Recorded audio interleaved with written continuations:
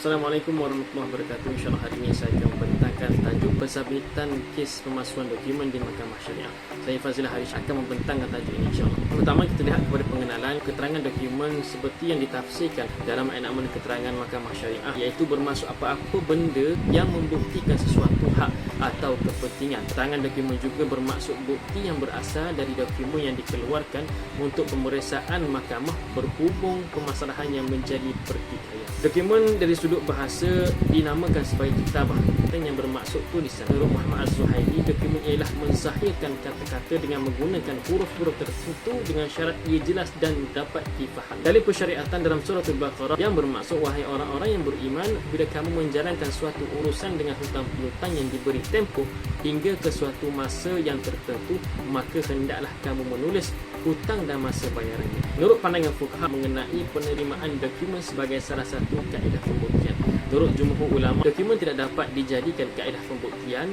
Hujah jumhur ialah dokumen seperti tulisan tanda tangan hampir sama antara satu sama lain dan secara tidak langsung ia berkemungkinan akan terdedah kepada pemalsuan. Jenis dokumen terbagi kepada dua, iaitu dokumen awam dan dokumen persendirian. Dokumen awam ialah dokumen rasmiyah menurut Seksyen 57 enakmen keterangan Mahkamah Syariah Negeri Selangor nombor 3. Dokumen awam ialah dokumen yang mengandungi tindakan atau rekod tindakan kuasa pemerintah berdaulat, badan rasmi dan tribunal. Yang kedua, dokumen persendirian ialah dokumen yang dikeluarkan oleh pihak persendirian dalam peruntukan yang nama Undang-Undang Keluarga Islam. Jika seseorang bagi maksud mendapatkan suatu perkahwinan sengaja membuat suatu akwat yang palsu, maka orang itu adalah melakukan suatu kesalahan dan hendaklah dihukum denda tidak melebihi RM2,000 atau penjara tidak melebihi setahun atau kedua-duanya denda dan penjara itu.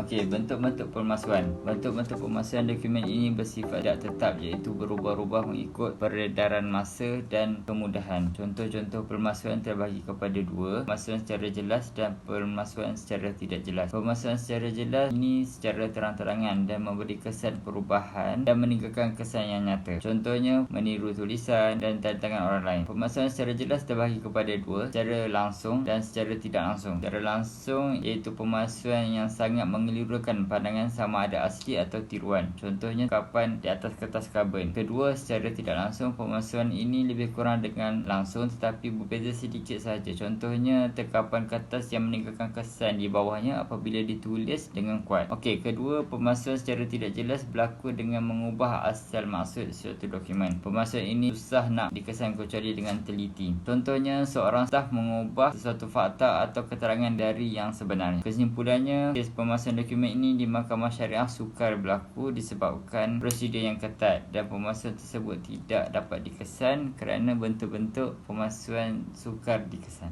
Sekian, terima kasih.